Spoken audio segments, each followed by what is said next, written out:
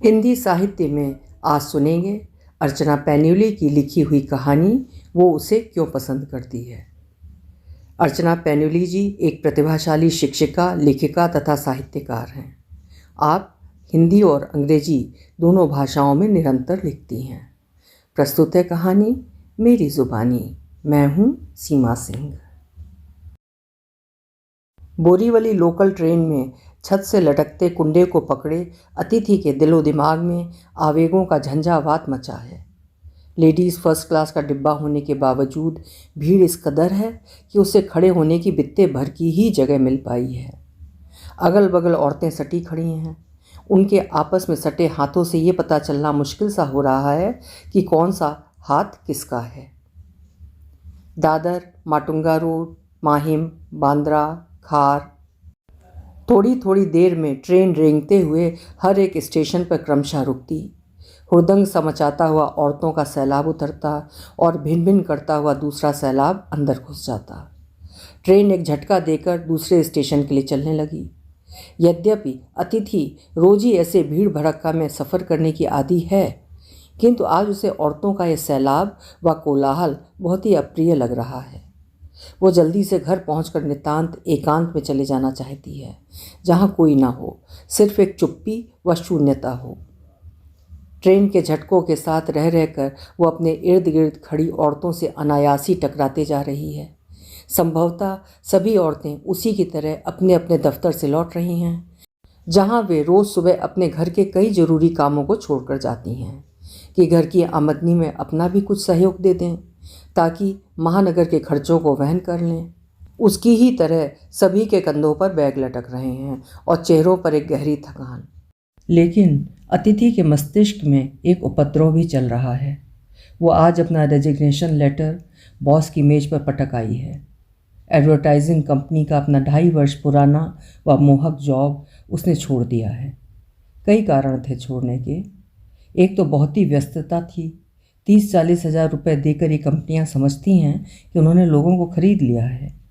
अतिथि से पूरी नहीं हो पाती थी उनकी अपेक्षाएं, लेकिन घर की आर्थिक मजबूरी व कंपनी से मिलती ऊंची तनख्वाह का मोह उसे नौकरी से चिपके रहने को बाध्य करता रहा। कई बार चाहने के बावजूद वो नौकरी छोड़ नहीं पाई। ऑफिशियली ऑफिस का समय सुबह 9 से शाम 5 बजे तक था, लेकिन देर रात तक उसे रुकना पड़ता था। कई बार उसने कंपनी के बॉस से कहा था कि वो रात 8-9 बजे तक ऑफिस में नहीं रुक सकती है।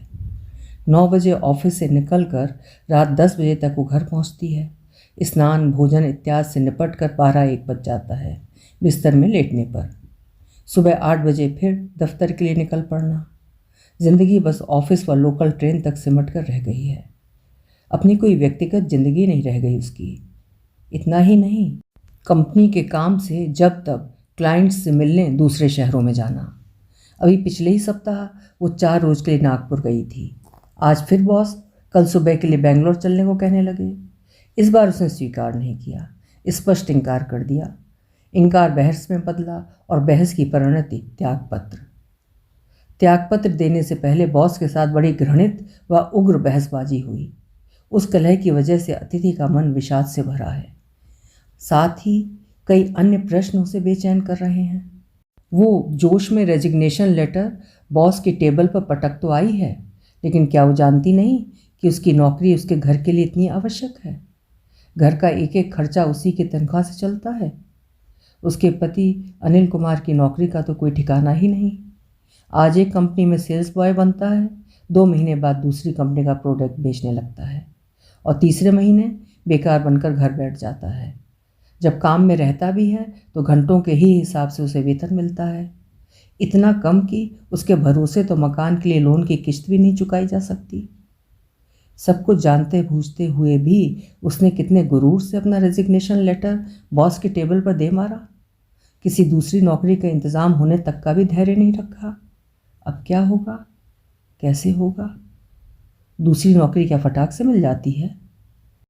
अनेकों प्रश्न एक विकराल दैत्य की भांति अतिथि के सम्मुख फूं फूं फुंकार रहे थे। वो गहरे उधेड़बुन में है कि सहसा खिड़की के बाहर प्लेटफॉर्म पर लगे बोर्ड में उसने पढ़ा, मलाड। वो हड़बड़ा गई। उसका स्टेशन आ गया।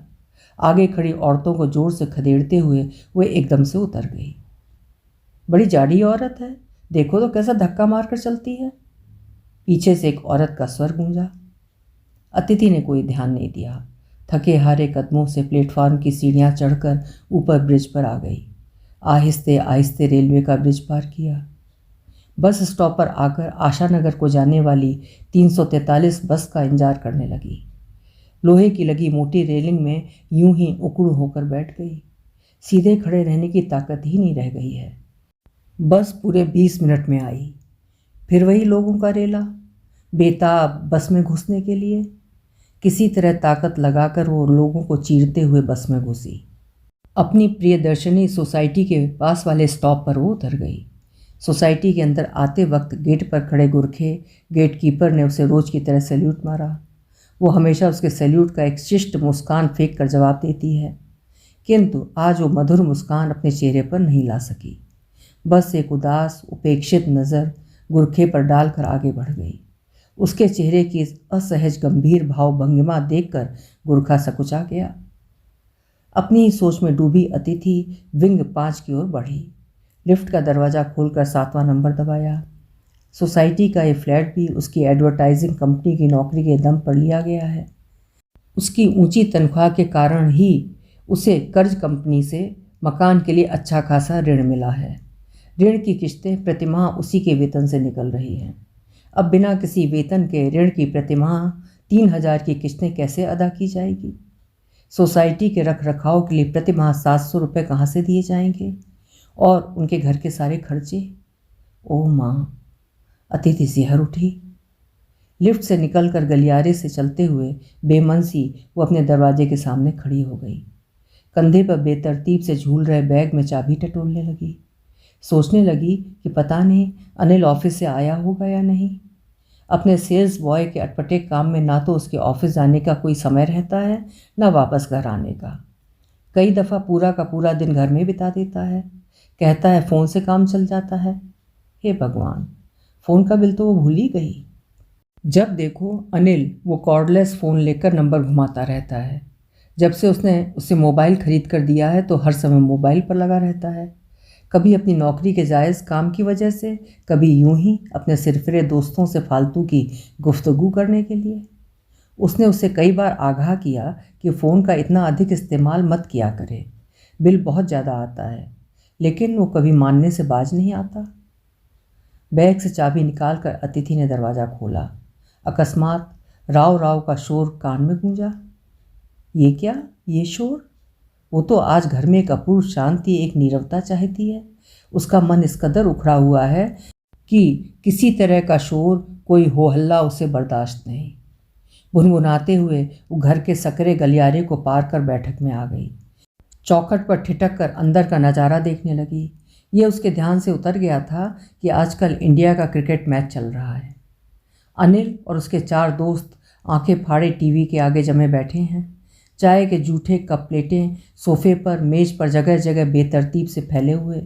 उनमें बची चाय की लकीरें सूख कर जम गई हैं। सोफे के सभी कुशन अस्त व्यस्त इधर उधर ढुलके हुए हैं। टीवी का कवर ट्रॉली से लटकते हुए नीचे ज़मीन पर झूल रहा है।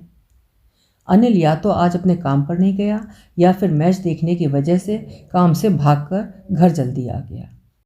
साथ में अपने 4 सड़क छाप दोस्तों को भी ले आया। 25 इंच के रंगीन टीवी के सामने पसर कर जी चैनल में क्रिकेट मैच देखने का लुत्फ़ भी उसी की नौकरी की वजह से है। हर महीने इस स्पेशल कनेक्शन के 200 रुपये केबल वाले को देने पड़ते हैं। कई बार उसने इस कनेक्शन को हटाने की सोची, इसलिए नहीं कि वो 200 रुपये का खर्चा प्रतिमाह वहन नहीं कर सकती। वो क्रिकेट मैच के दौरान अनिल के दोस्तों की लगती जमघटों से परेशान है।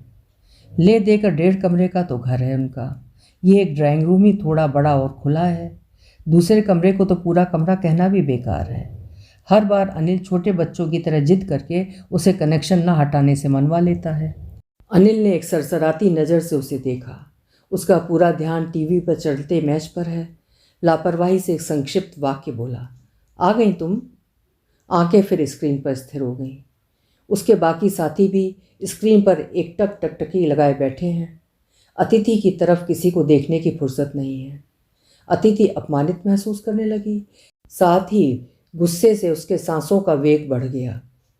यह आज की ही बात नहीं, जब भी टीवी पर क्रिकेट मैच चलता है वो इस कदर मशगूल होकर देखता है कि उस वक्त वो कहीं नहीं देखता, बीबी की तरफ भी नहीं जिससे उसने प्रेम विवाह किया था। लगता है इंडिया जीत जाएगा, वो चहकते हुए बोला। उसकी आंखें उसकी पूरी एकाग्रता से सीधे गेंद पर टिकी हैं। इतनी एकाग्रता से शायद बैटिंग कर रहे खिलाड़ी की भी नहीं टिकी हैं। अभी कुछ नहीं कहा जा सकता, साउथ अफ्रीका के तो बॉलर भी बैट्समैनों की तरह फील्ड में जम जाते हैं, उसका एक दोस्त बोला। हाँ, एक बार डोनाल्ड, दूसरा दोस्त कहने को हुआ कि तीसरा एकदम से चिल्लाया, अरे अरे पोलक आउट। बाकी भी चिल्लाए, आउट आउट पोलक आउट। अब भारत जीत जाएगा, फाइनल में पहुंच जाएगा, अनिल गदगद होते हुए बोला। बहुत दिनों बाद भारत को क्रिकेट में जीत मिली है, कहते हुए अनिल व उसके दोस्त जोश में बेतहाशा तालियां पीटने लगे। टीवी में भी दर्शकगण की तालियों की गड़गड़ाहट मच उठी है। अतिथि से यह हल्ला बर्दाश्त न हो सका। अपने कानों में उसने हाथ रख लिए। वैसे भी जब से मैच फिक्सिंग में अजहरुद्दीन जैसे शालीन क्रिकेट खिलाड़ियों के शामिल होने की बात चर्चा में आई है, उसका मन इस खेल से उखड़ गया है। और आज इस उचाट मनस्थिति में टीवी पर चलता क्रिकेट मैच मन को और भी अशांत कर रहा है। सहसा अनिल उससे बोला, तुम खड़ी क्यों हो? मैच बड़े दिलकश मोड़ पर पहुंच गया है, आकर यहाँ बैठ जाओ। जवाब में अतिथि ने सिर्फ उसे वितृष्णा से घूरा। पलट कर बेडरूम में चली गई, दरवाज़ा भिड़ा दिया, जमीन पर अपना बैग पटकते हुए निढाल बिस्तर पर पसर गई। टीवी का प्रबल नाद, साथ साथ अनिल और उसके दोस्तों के कहकहों ठहाकों का शोर भिड़े दरवाजे को चीरकर निरंतर अंदर आ रहा है। ये कोलाहल उसे बुरी तरह व्यग्र कर रहा है। उसका सिर दर्द होने लगा। उसने उठकर दराज से डिस्प्रिन की गोली निकाली, बिना पानी के ही घूंट ली। उसे इस समय घर में एक निस्तब्धता, एक अटूट चुप्पी चाहिए, कुछ गुमसुम क्षण चाहिए। और अनिल, उसे अपने पति से चिढ़ होने लगी।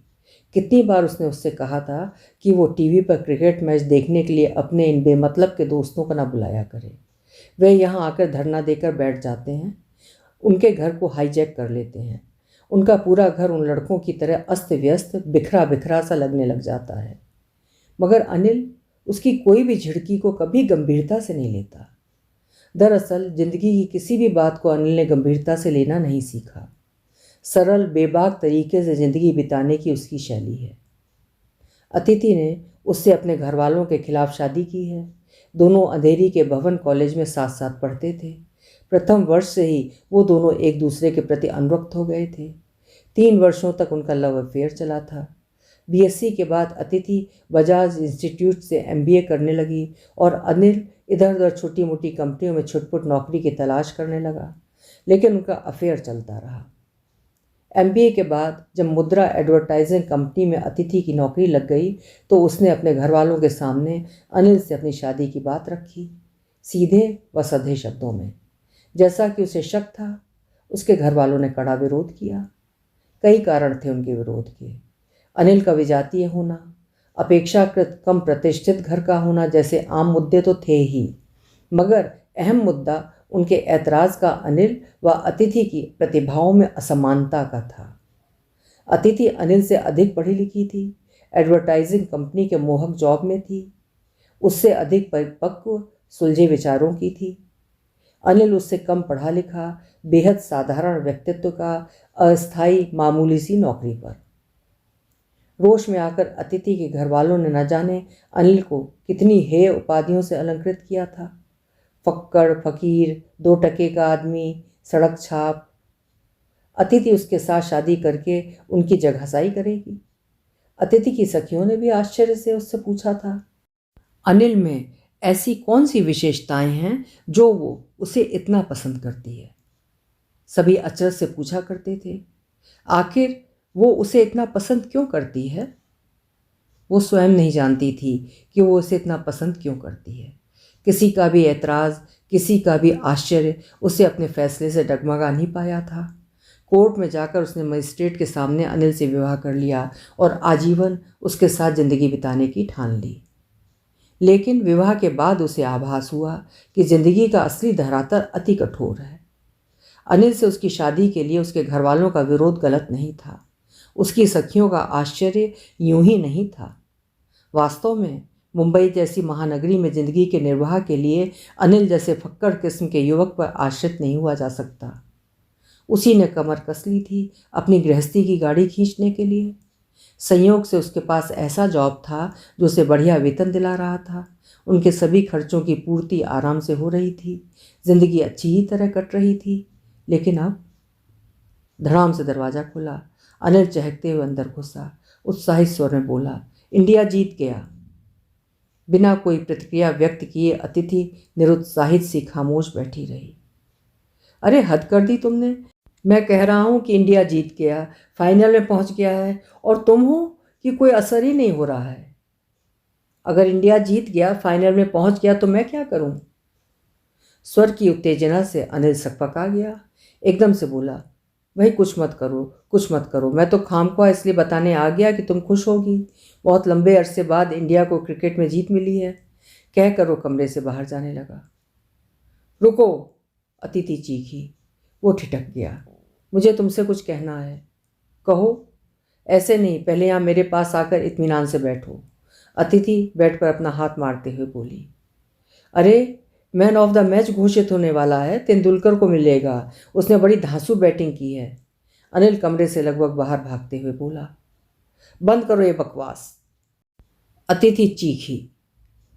पल भर अनिल ने उसे असमंजसता से ताका, फिर लापरवाही से अपना हाथ हिलाते हुए तल्खी से बोला, मुझे मालूम है तुम्हें क्या कहना है। तुम्हारा कोई प्रमोशन हो गया होगा, या बॉस के साथ फिर कहीं जाना होगा, ऊटी, चेन्नई। कहकर वो सीधे ड्राइंग रूम की तरफ भागने लगा। अतिथि पीछे से चिल्लाई, नहीं, मेरा कोई प्रमोशन नहीं हुआ है। मुझे बॉस के साथ कहीं नहीं जाना। मुझे तुम्हें बताना है कि मैं हार गई हूँ। जाते जाते अनिल हठात रुक गया। मुड़कर अतिथि को हैरत से देखा। उसकी बात उसे समझ में नहीं आ रही है। वो टूटे स्वर में बोली, मेरी नौकरी चली गई है, मैंने आज रिज़ाइन कर दिया है। अनिल उसे और हैरत से देखने लगा। चेहरे के तल्ख और कठोर भाव एकदम से नरम हो गए। फिर न जाने क्यों वो यकायक जोर से हंस पड़ा। ओहो, तभी तुम आज इतनी उखड़ी उखड़ी उदास सी हो। हंसते हुए वो बोला, इट इज़ नॉट फनी, ये बहुत सीरियस बात है। सोचो जरा, हमारा खर्चा, लोन की किस्त, सोसाइटी का पैसा, सब कहाँ से होगा? मैं हूं तो तुम। ना चाहते हुए भी अतिथि के चेहरे पर उपहास की हंसी बिखर गई। हाँ, मैं। शब्दों पर बल देते हुए अनिल एक गहरे आत्मविश्वास से बोला, अगर मैं चाहूँ तो एक दिन में 20 घंटों तक लगातार काम कर सकता हूँ। तुमसे ज़्यादा नहीं, पर अपने इस छोटे से घर के खर्च चलाने लायक तो कमा ही सकता हूँ। अतिथि को उसका आत्मविश्वास अच्छा लगा, लेकिन वो उसे एक अविश्वास से देखने लगी। वो उन्मुक्त स्वर में बोला, तुम सारी फिक्र छोड़ दो, अपने पति को इतना निकम्मा मत समझो। कहते हुए वो आगे बढ़ा और एक झटके से उसे उठा लिया। अरे अरे, ये क्या कर रहे हो, छोड़ो मुझे। उसकी गोदी में कसमसाते हुए अतिथि स्वयं को मुक्त करवाने का असफल प्रयास करने लगी। अतिथि को अपनी मजबूत बाहों में थामे वो ड्राइंग रूम में आया। सभी दोस्त उन्हें हतप्रभ देखने लगे। चेहरे पर कौतुक हास्य के भाव से आ गए। अनिल इतराते हुए एक से बोला, जा भारती, नीचे रेडी वाले से गरम बटाटा बड़े और जलेबी ला। दूसरे से बोला, और वीरेश, तू किचन में जाकर चाय बना। आज इंडिया नहीं, मेरी मैडम अपना मैच जीती है। बात का बगैर कोई गूढ़ अर्थ निकाले सभी दोस्त हर्ष से चहकने लगे। बधाई देने के लिए अतिथि से हाथ मिलाने लगे। अरे हटो यहाँ से, उनके हाथों को परे झटकते हुए अतिथि बोली, पर अनायास उसकी भी हंसी छूट गई। हंसते हुए बोली, मेरी यहाँ नौकरी चली गई है और तुम मुझे बधाई दे रहे हो? सभी दोस्त चकराकर हतप्रभ अनिल को देखने लगे। अनिल बोला, देखो भाई, मैडम कई दिनों से अपनी नौकरी में परेशान चल रही थीं। रोज़ उसे छोड़ने की बात करती थीं। आज छोड़ दी वो कमबख्त नौकरी। मुद्रा को बाय बोल दिया। हुई ना खुशी की बात? समर्थन में गर्दन हिलाते हुए सभी दोस्त हुल्लड़ सा मचाते हुए अतिथि की ओर बढ़े। उससे हाथ मिलाने लगे।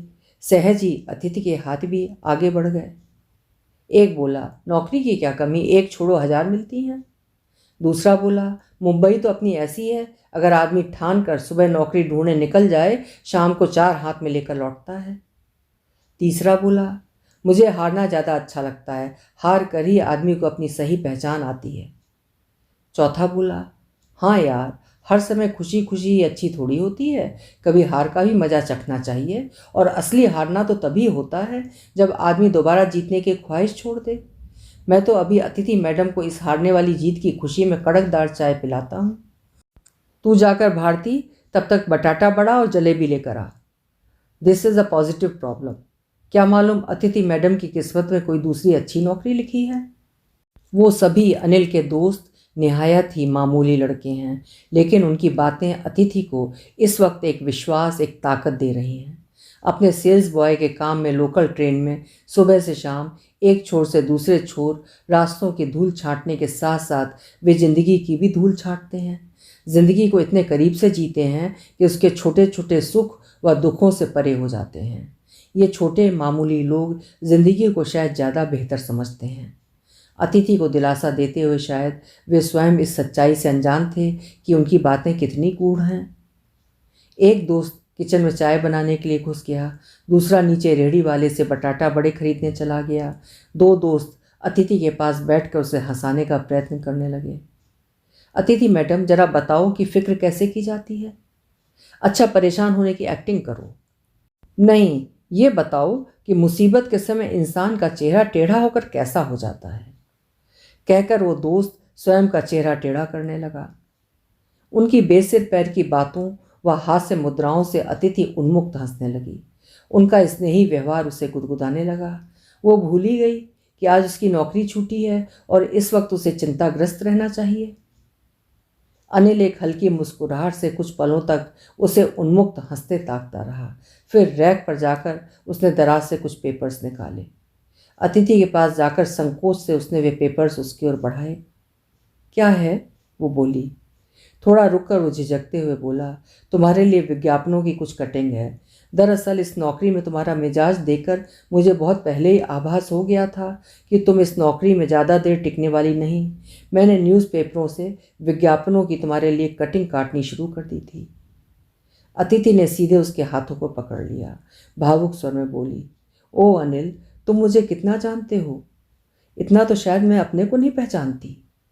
अधीर स्वर में उससे पूछने लगी, तुम्हें पक्का मालूम था कि मैं जल्दी इस नौकरी को छोड़ दूंगी? वो मुंह गर्दन हिलाने लगा। अतिथि की आंखें सहसा ही नम हो गईं। नम आंखों से अनिल को प्यार से देखने लगी।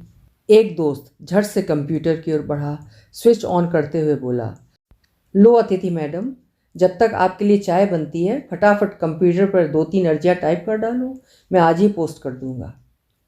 अनिल उसे धकेलते हुए से कंप्यूटर के पास ले आया, दोनों हाथों से उस कुर्सी पर बैठाया, उसकी आंखों में टिके आंसुओं को पोंछते हुए बोला, बिना कोई जोखिम उठाए न हार मिलती है न जीत।